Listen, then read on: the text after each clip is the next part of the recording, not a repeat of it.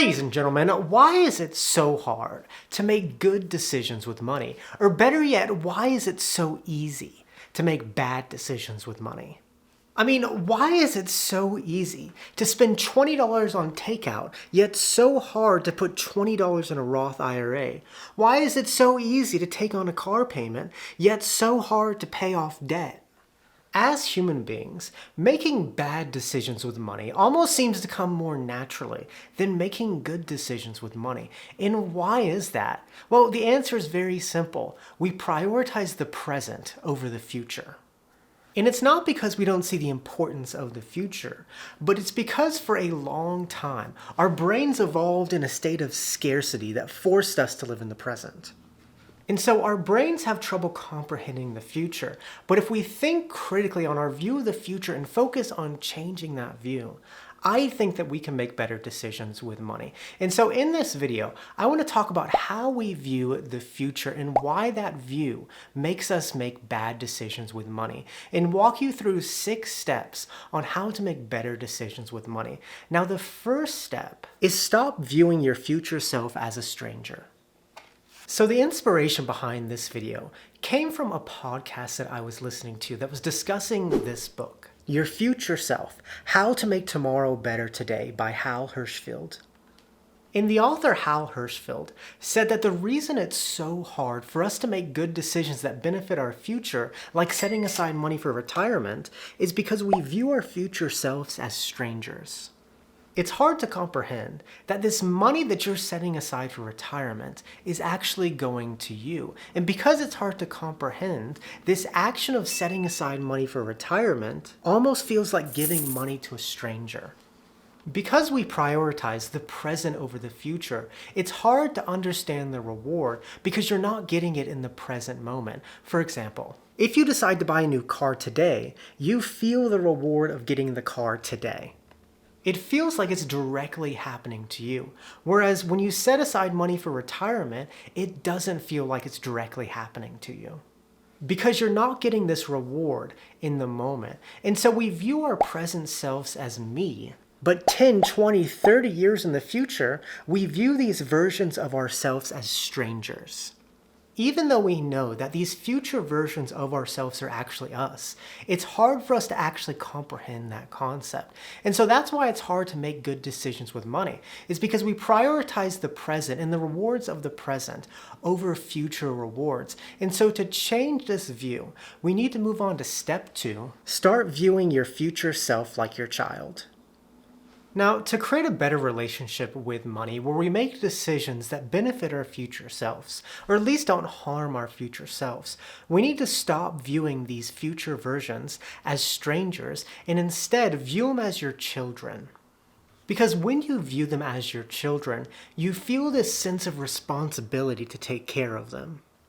Now, I don't have kids, but I'd imagine if you do have kids, you care about their future and you feel this responsibility to protect their future. And so you force them to do things like brush their teeth, read books, and eat healthy foods.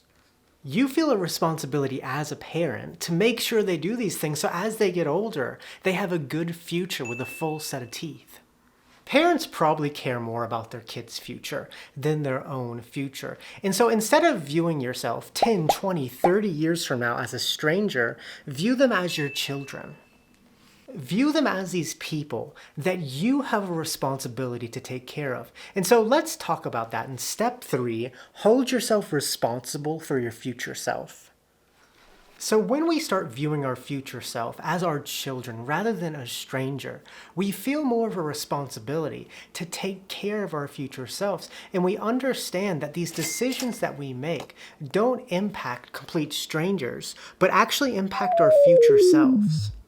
You know, we often view the future as this place where things happen to us, as if the future just comes to us. However, there's a quote that goes, "The future is created by what you do today, not tomorrow."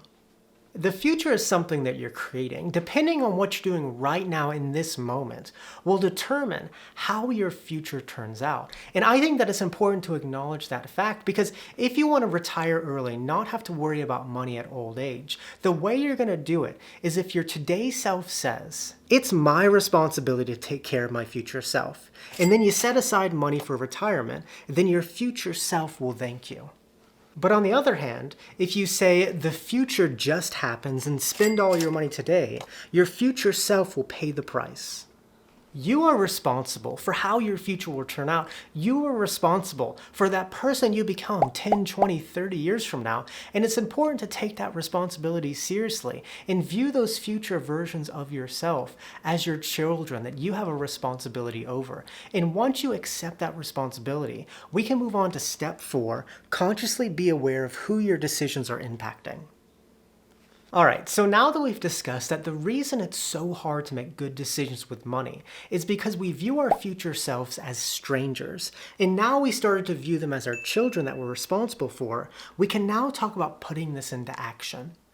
And putting this into action isn't that difficult. Whenever you spend money or make a money decision, just be aware of who that decision is impacting, whether that's your present self or your future self, and if it's a positive, neutral, or negative impact.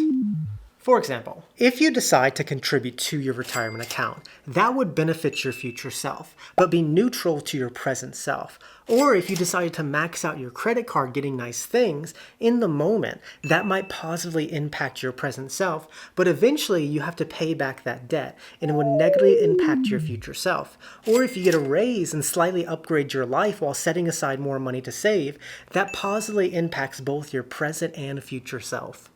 Most people make money decisions only considering their present day self and completely disregard their future self. And what happens is these decisions start to compound, and their future self they viewed as a stranger has to pay the price.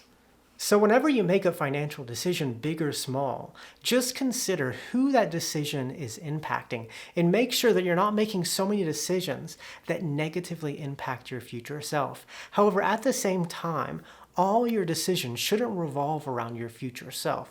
So let's talk about that in step 5, don't live in extremes.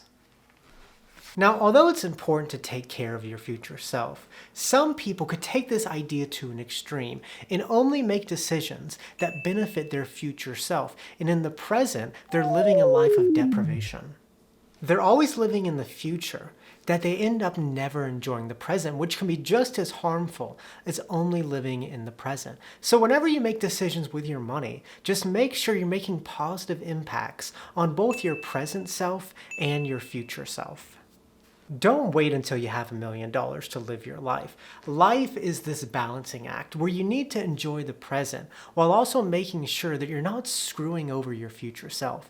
And so the final thing that I want to talk about when it comes to making better decisions with money is in step 6. Imagine being in your future self's shoes. In life, we're faced with many small decisions every single day. The decision to bring lunch or eat out. The decision to buy something new on Amazon or not. And these small decisions are often very insignificant. They're on things that don't really bring any value into your life.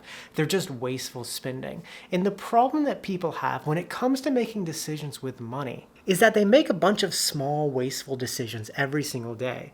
But when a decision comes in their life that actually matters, like going on a vacation, they wasted so much money on small things that they can't afford to do it and they miss out.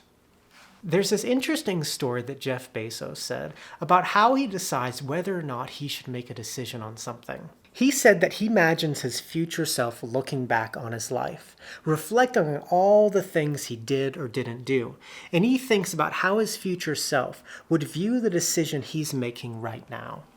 And Jeff Bezos' decisions are very different from ours, but I think this is a great concept to use when making your own decisions. For example, if you're buying a bunch of stuff at Target, your future self might say, "That money is better spent on experiences, son."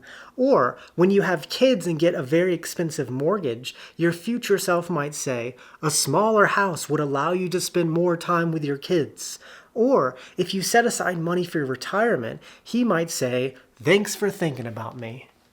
When you think about how your future self would respond to the decision that you're making today, it will help you make better decisions. And if you live your life focusing on making good decisions that benefit your present self, as well as taking care of your future self, then you will have a rich past, present, and future.